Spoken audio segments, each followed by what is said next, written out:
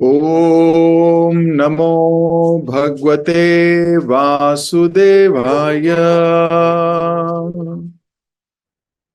ओम नमो भगवते वासुदेवाय। ओम नमो भगवते वासुदेवाय। हरे कृष्ण। तो एक बार फिर से आपसे भक्तों का बहुत बहुत हार्दिक स्वागत।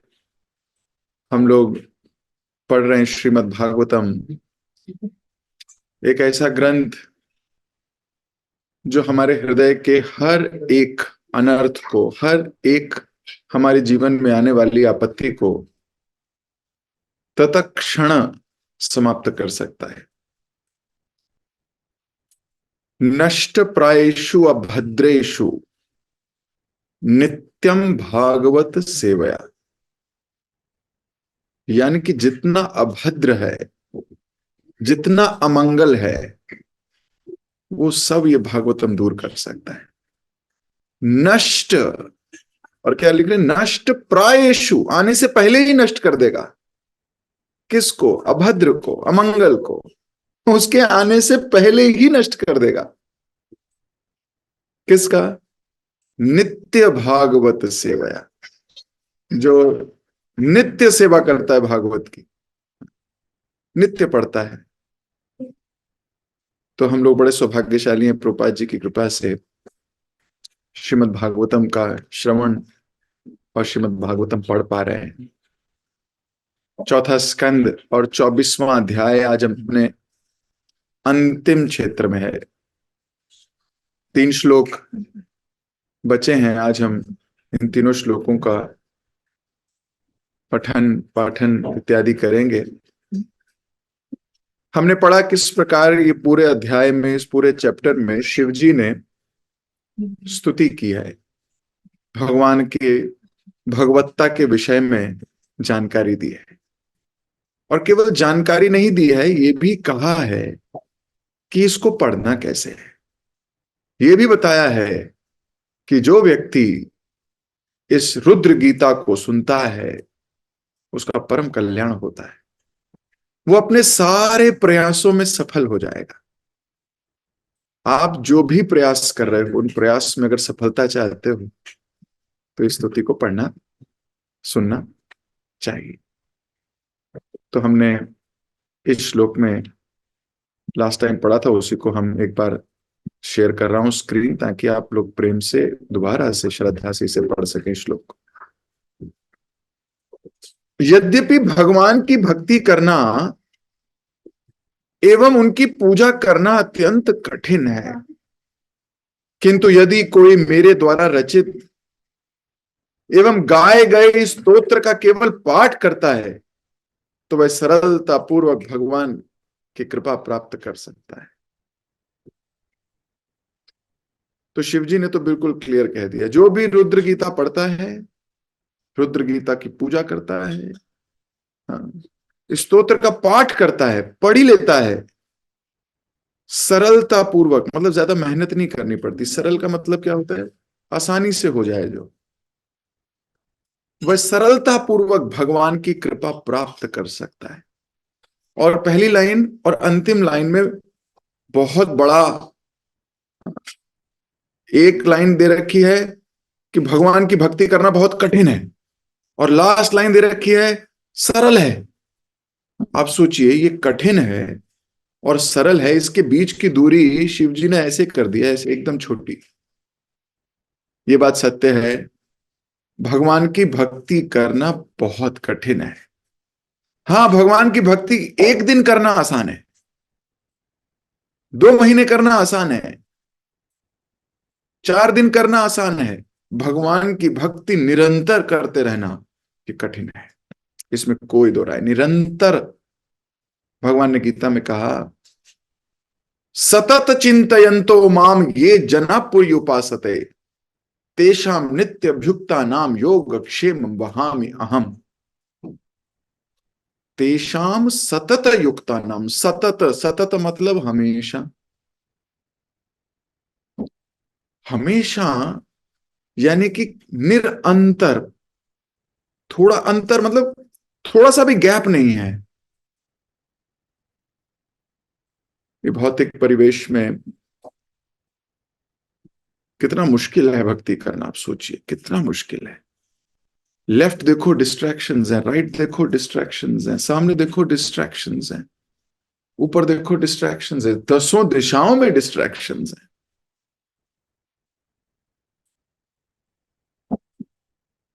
हर जगह कुछ ना कुछ डिस्ट्रैक्शन है, वो आपको उड़ा के ले जाती, पता ही नहीं लगता। तो यहां लिखा पहली लाइन है, भगवान की भक्ति करना एवं उनकी पूजा करना कठिन है, किंतु कभी कभी ये किंतु शब्द बड़ा अच्छा लगता है। वास्तव में किंतु शब्द जनरली उल्टे का ही प्रतीक होता है, लेकिन कभी कभी ये किंतु शब्द बहुत पॉजिटिविटी की ओर ले जाता है। कली दोषे निथे राजन अस्ति एक महान गुणा, कलयुग दोषों का भंडार है, किंतु फिर आ गया किंतु, किंतु उसमें एक महान गुण है, कीर्तन देव कृष्णस्य। कलयुग में भगवान कृष्ण का कीर्तन बड़ा सरल है। ये सबसे बड़ा गुण है कलयुग का, कि इस युग में भगवान कृष्ण का गुणगान गाया जा सकता है। कली दोष है निथे राजन, ऐसे यहां शिव जी कह रहे हैं बहुत मुश्किल है भगवान की पूजा करना, भगवान की भक्ति करना बहुत मुश्किल है। लेकिन जो भी व्यक्ति शिव जी द्वारा बताई गई इस स्तुति का गान करता है, या महाजनो येन स गतान पंथा, जितने महाजन हैं, हमारे 12 महाजन हैं, उनमें से एक रुद्र भी है, उनमें से एक शिवजी भी है। इन महान आचार्यों ने, इन महान वैष्णवों ने जो हमें पाथ, जो हमें रास्ता, जो हमें पथ दिखाया है, जब हम उसका पूर्ण श्रद्धा और शरणागति के साथ पालन करते हैं, तो शिव जी यहां वचन दे रहे हैं उसके लिए बड़ी सरल हो जाएगी भक्ति। It is very easy. भगवान ने भागवतम में कई जगह इसका प्रमाण दिया है। ये कलयुग या ये भव सागर, जो सागर है, सागर, हम तो अभी पृथ्वी के सागर को नापने में मुश्किल होती है। ये 7 ओशंस, कॉन्टिनेंट्स इत्यादि बड़ा मुश्किल हुआ, कितने साल लग गए। तो भवसागर कितनी दूर होगा, कोई एक व्यक्ति ये पूरे समुद्र को तैर के पार नहीं कर सकता। तो भवसागर तो जो इससे करोड़ों अरबों गुना बड़ा है और गहरा भी, उसको कैसे पार करेगा। लेकिन भगवान ने कहा जो मेरी भक्ति में लगते हैं उनके लिए मैं गाय के बछड़े के खुर जितना कर देता हूं, बस तैरने की जरूरत ही नहीं है। शिव जी भी यहां वही कह रहे हैं कि जो ये स्तुति गाता है, जो ये कृष्ण स्तुति करता है, उसके लिए भक्ति करना मुश्किल नहीं होता। मुश्किल तब है जब माने नहीं, जब मान ले तो मुश्किल है नहीं, कतई मुश्किल नहीं, रत्ती भर मुश्किल नहीं है।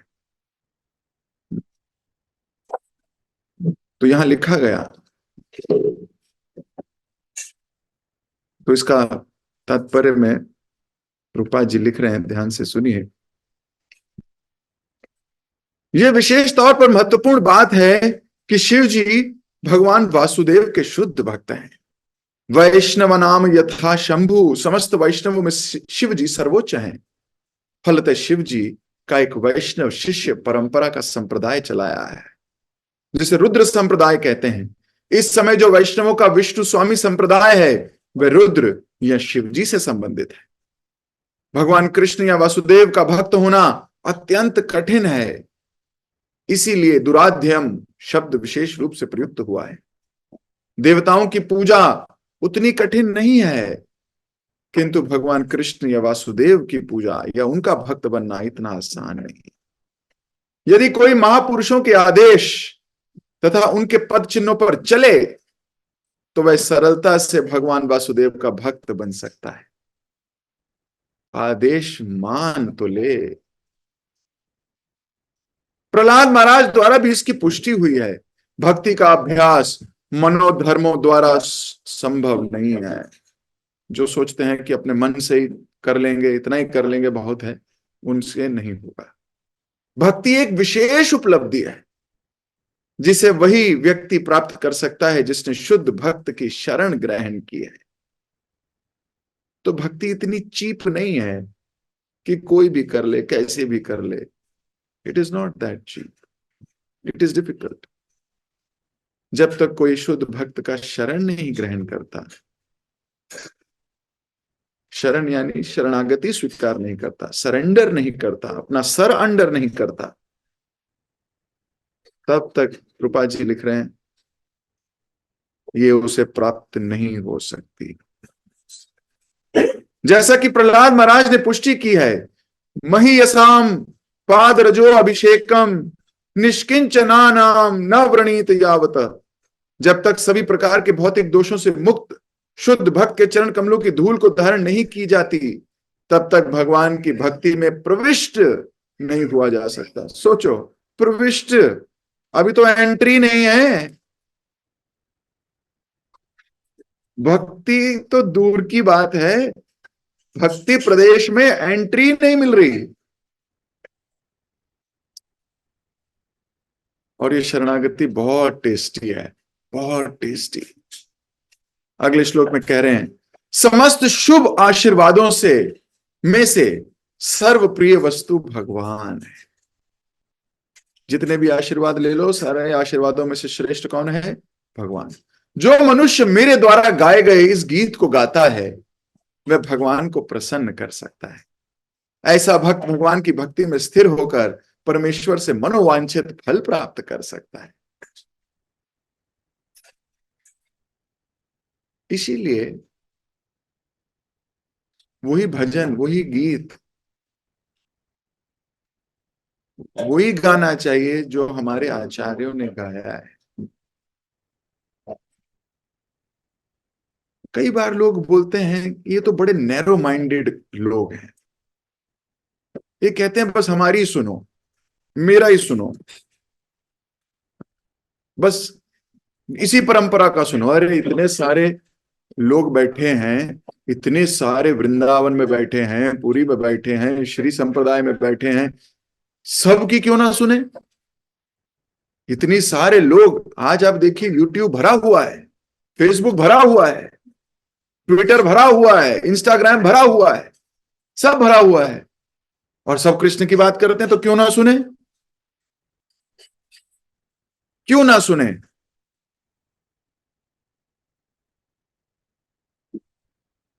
लेकिन यहां बिल्कुल क्लियर, वही सुनना चाहिए जो गुरु शिष्य परंपरा में आया है। भला हो सकता है कि कुछ और लोग बहुत अच्छी बातें करते हैं, बहुत संस्कृत के उच्च विद्वान हो सकता है पारंगत हो बोलने में, वाक पटुता में, संस्कृत भाष्य में पटु हूं। लोग जाते हैं ऐसी ऐसी जगहों पे, भागवत सप्ताह होते हैं, रोते हैं, आंखों से आंसू यहां से गिर इधर से इधर, पर हृदय में कोई परिवर्तन नहीं।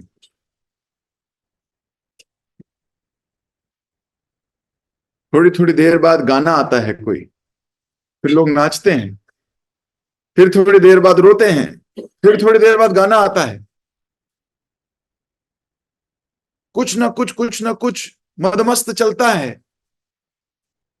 अरे शास्त्र में लिखा है नित्य भागवत सेवया, ये नहीं लिखा सप्ताह भागवत सेवया। ये भागवत सप्ताह का कहां से उग गया, कौन ले आया, कोई नहीं मालूम। एक सप्ताह भागवत करेंगे और उसके बाद बाकी 51 सप्ताह मौज मस्ती। अरे नित्य भागवत सेवया, इसलिए प्रभुपाद जी ने इस मूवमेंट में कोई भागवत सप्ताह को प्रेरणा नहीं दी। देयर इज नो भागवत सप्ताह, there is only and only and only नित्य भागवत। आप हमारे इस्कॉन के केंद्रों में आएंगे, आप पाएंगे रोज सुबह 8 बजे भागवत क्लास होती है। रोज होगी, सप्ताह का क्या जरूरत है, रोज होगी।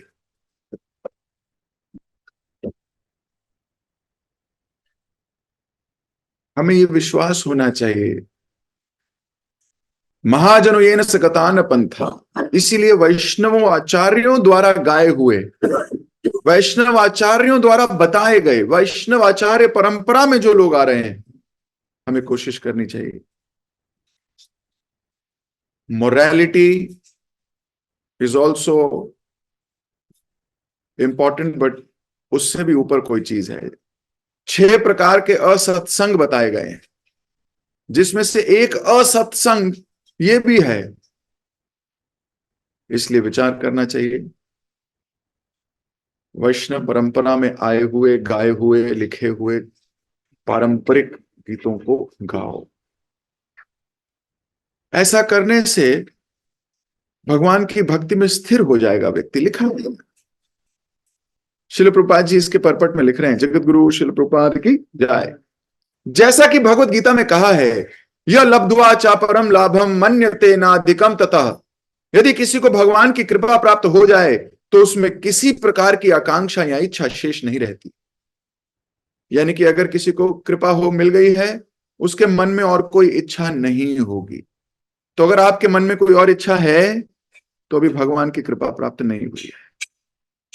जब ध्रुव महाराज तप के द्वारा पूर्ण बन गए और जब उन्होंने भगवान का साक्षात दर्शन प्राप्त कर लिया तो उसे मन वांछित वर मांगने को कहा गया, किंतु उन्होंने उत्तर दिया कि मुझे कुछ भी नहीं चाहिए, क्योंकि मैं भगवान के दर्शन प्राप्त करने से ही संतुष्ट हूं। भगवान की सेवा के अतिरिक्त हम जो भी कुछ मांगते हैं वह माया के अतिरिक्त और कुछ नहीं होता। प्लीज इसको दोबारा पढ़ लीजिए इस लाइन को। भगवान की सेवा के अतिरिक्त हम जो कुछ भी मांगते हैं वे माया के अतिरिक्त और कुछ नहीं है। अब आप इस पे हजारों घंटे डिबेट कर सकते हो, तो करते रहो, तर्क वितर्क से क्या लाभ। आप अगर कृष्ण की सेवा के अलावा कुछ भी चाहते हो तो वो माया है। Finish. Prabhupada ji is a very bold preacher. He says it absolutely straight, no mincing of words, clear cut, simple, fact, bullet, dishum, खत्म।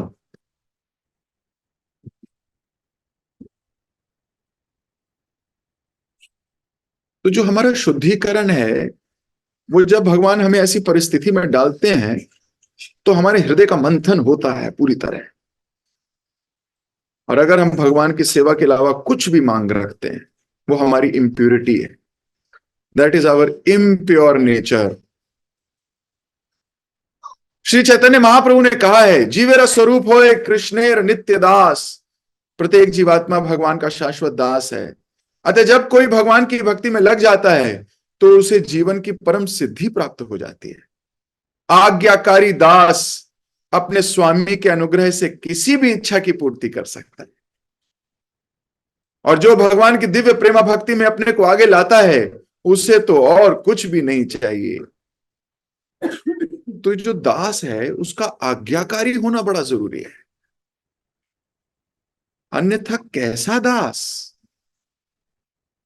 क्या करें ऐसे दास का? What is the use? अगर हम कहें हम प्रभुपाद जी के दास हैं, हम कहें अपने गुरु महाराज के दास हैं, या अपने शिक्षा गुरु के दास हैं, या अपने दीक्षा गुरु दास हैं, अरे दास हैं, तो प्रभुपाद जी लिख रहे हैं, आज्ञाकारी दास अपने स्वामी के अनुग्रह से किसी भी इच्छा की पूर्ति कर सकता है। Krishna will bless him. गुरु में ब्लेस और में not bless, but Krishna will bless him. सारी उसकी सारी इच्छाएं की पूर्ति भगवान की निरंतर सेवा करने में ही हो जाती है। उसके पास कोई और चीज है ही नहीं, उसको कुछ और चाहिए ही नहीं। उसको भगवान की सेवा करने से सारी संतुष्टि मिल जाती है। ओहो, क्या कह दिया प्रभुपाद जी ने, तो बड़ा जबरदस्त पॉइंट है। हमारी सारी इच्छाओं की पूर्ति हो जाएगी अगर हम भगवान की निरंतर सेवा में लगे रहे। शिव जी हमें बताते हैं कि यदि कोई भी भक्त उनके द्वारा सुनाई गई स्तुति का जप करता है तो वह सफल हो जाता है। जो भक्त प्रातः काल उठकर हाथ जोड़कर शिव जी के द्वारा गाई गई स्तुति का जप करता है और अन्यों को सुनाता है, वह निश्चय ही समस्त कर्म बंधनों से मुक्त हो जाता है। हे राजकुमारों, मैंने तुम्हें जो स्तुति गाकर सुनाई है वह परमात्मा स्वरूप भगवान को प्रसन्न करने की निमित्त थी। मैं तुम्हें इस स्तुति को गाने की सलाह देता हूं क्योंकि यह बड़ी से बड़ी तपस्या के समान प्रभावशाली है। इस प्रकार जब तुम सब परिपक्व हो जाओगे तो तुम्हारा जीवन सफल होगा और तुम्हें सारे अभिष्ट लक्ष्य प्राप्त हो सकेंगे।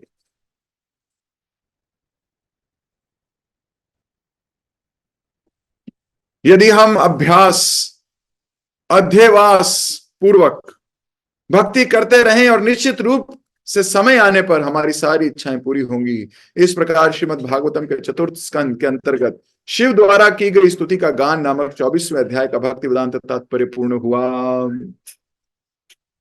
तो यह लिखा गया है, ये बड़ा इंपॉर्टेंट वर्ड है, इस प्रकार जब तुम सब परिपक्व हो जाओगे। ये क्या मतलब हुआ इसका? परिपक्व, परिपक्व मतलब mature. What is maturity? Maturity किसको कहते हैं? बोला जब आप मैच्योर हो जाओगे। मैच्योर व्यक्ति विचलित नहीं होता। मैच्योर व्यक्ति सेंसिटिव होता है। मैच्योर व्यक्ति सुख और दुख के कॉन्सेप्ट में नहीं फंसता। मैच्योर है। जैसे मान लो कोई बच्चा अपनी जिंदगी का पहली बार इम्तिहान दे रहा है, मान लो क्लास थर्ड में है। क्लास टू तक तो इनफॉर्मल असेसमेंट्स हैं उसे भी नहीं पता होता वो इम्तिहान दे रहा है। क्लास थ्री फोर में फॉर्मल पेपर आने लगते हैं और वो थर्ड का बच्चा कांपता है कई बार, पेपर। और जो सेवन्थ एट्थ नाइन्थ में है वो कहता है अरे बहुत आसान है, कोई बात नहीं, हर साल आते हैं, कोई बड़ी बात नहीं है, ये तो आता ही रहेगा जिंदगी भर, पर हो जाएगा। वो इमेच्योर है। और जिसने बहुत बार इम्तिहान दिए हैं वो मैच्योर हो गया है। जब कभी माइक पे पहली बार आपको माइक थमा दिया जाए और जनता के सामने बोलना हो, आपके हाथ पैर कांपेंगे, आप नर्वस होंगे बहुत ज्यादा। इसे स्टेज फ्राइट भी बोलते हैं कई बार। लेकिन जब बार बार बार बार बार बार बार बार वो आर्टिस्ट परफॉर्म कर लेता है तो बोलते हैं मैच्योर आर्टिस्ट है, ये आर्टिस्ट बहुत मैच्योर है, इसने बहुत बार स्टेज देखी है। हाँ, थोड़ी बहुत नर्वसनेस हर बार होगी लेकिन वो उसे संभाल लेगा। ये उसकी मैच्योरिटी है।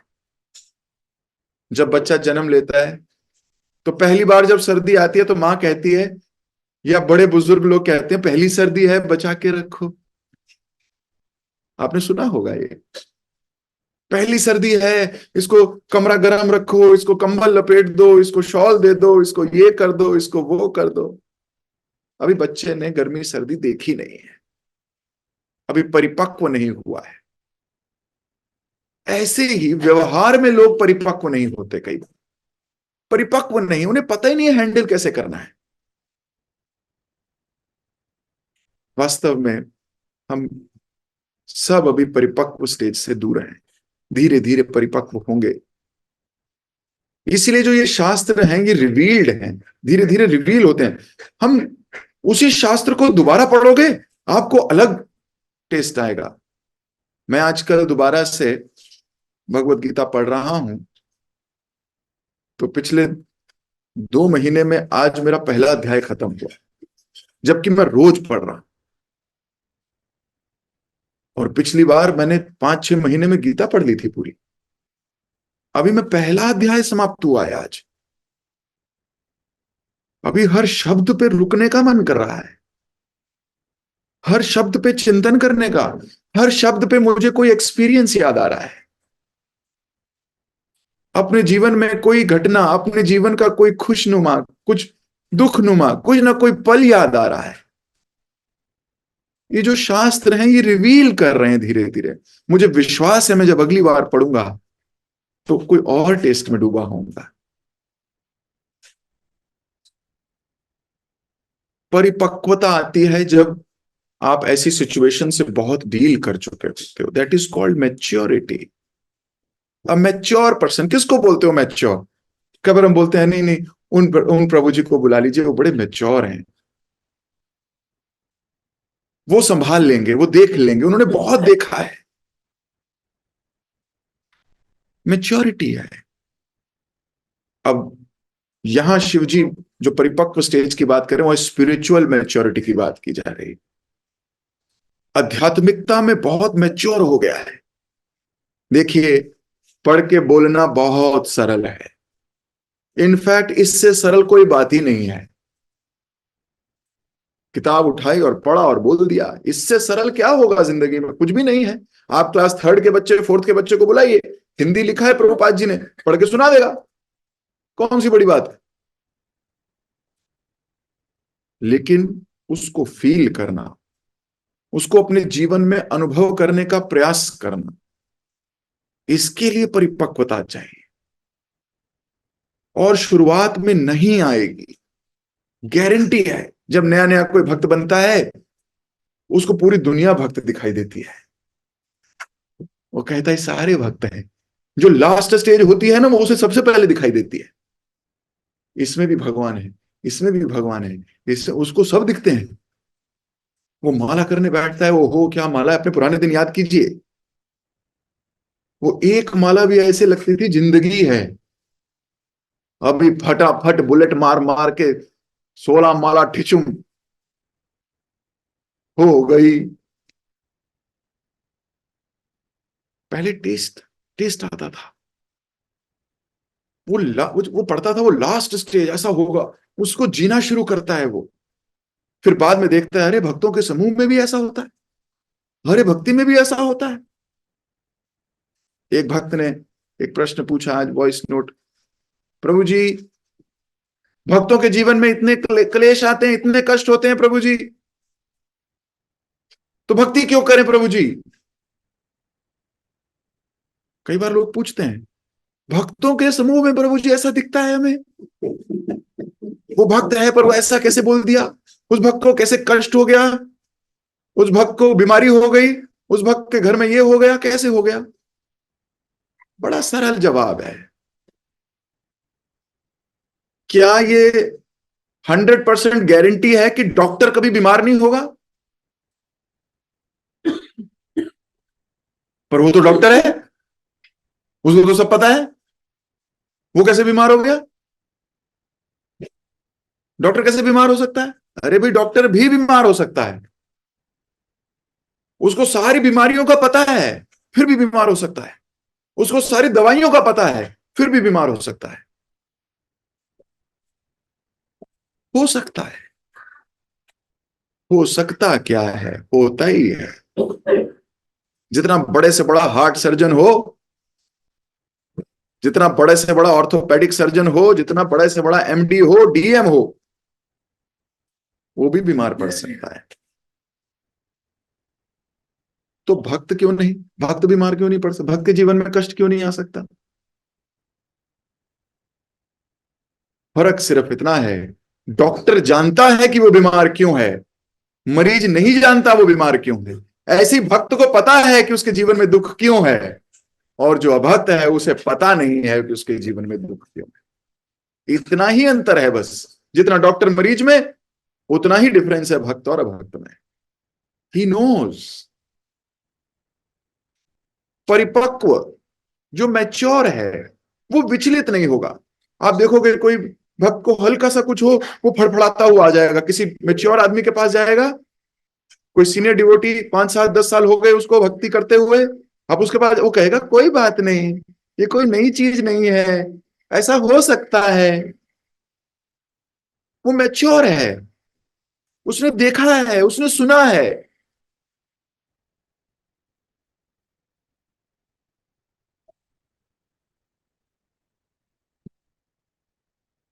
उसने किसी को हारते हुए देखा है, किसी को जीतते हुए देखा है।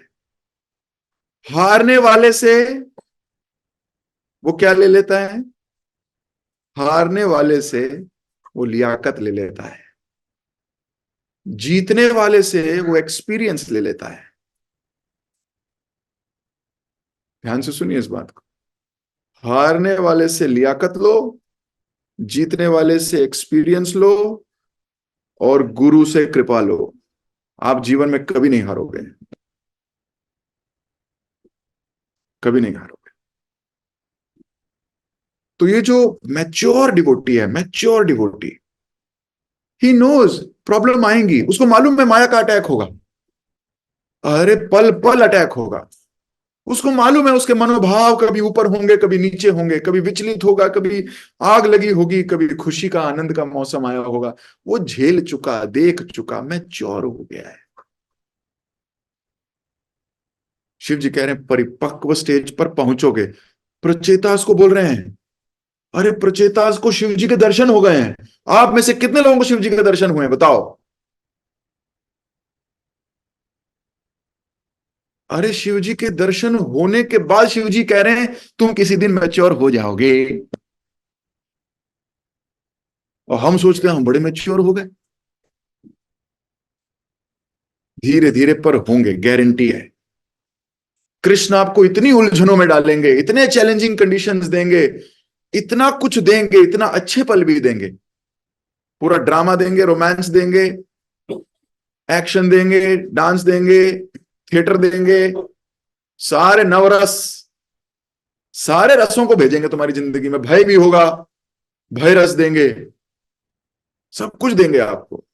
और फिर भी आप अविचलित भाव से अगर डटे रहे, लगे रहे, आप मैच्योर हो जाओगे। That is called maturity. इसलिए कई बार जब भक्त आते हैं, हम उन्हें बोलते हैं प्रभु, उन प्रभु जी से मिल लीजिए, है ना, वो थोड़े मैच्योर हैं, वो आपको वो गाइडेंस कर देंगे। आप, ही हैज सीन दिस, उसने बहुत देखा है इसको, उसने शास्त्र पढ़े हैं, पढ़ के और जीवन में जी के मैच्योर हो गया है। तो हम सबको परिपक्व स्टेज तक पहुंचना है, धीरे धीरे। शिव जी ने ये नहीं कहा फटाक से, धीरे धीरे। देखो धर्मात्मा भगवान ने बोला फटाक से बनोगे, पर धर्मात्मा बने रहोगे कि नहीं, ये बहुत बड़ी बात है। भगवान ने बोला धर्मात्मा बना दूंगा, क्षिप्रम भवति धर्मात्मा। जिसने कृष्ण की शरण ली, लो इतनी देर में धर्मात्मा बन गया। पर धर्मात्मा बना रहेगा या अधमात्मा बनेगा, ये अब आपके ऊपर है। धर्मात्मा बना रहेगा वो जो विनम्रता से, बिना विचलित भाव के मैच्योरिटी प्राप्त करेगा। और शिव जी ने कहा जब परिपक्व हो जाओगे तब जीवन सफल होगा, तो सारे अभिष्ट लक्ष्य भी प्राप्त हो जाएंगे। So Krishna, Shiva ji has given maturity very prominence. तो मैं अपनी वाणी को यहीं देता हूं विराम। 24th चैप्टर आज हमने समाप्त किया, शिव जी द्वारा स्तुति का गान। अगली क्लास से हम नेक्स्ट चैप्टर, नेक्स्ट अध्याय, नेक्स्ट भी बहुत प्राचीन महर्षित का अध्याय आएगा, उसको हम चर्चा करेंगे। जगत गुरु शिल प्रभुपाद की जय, ग्रंथराज श्रीमद् भागवतम की जय। हरे कृष्ण।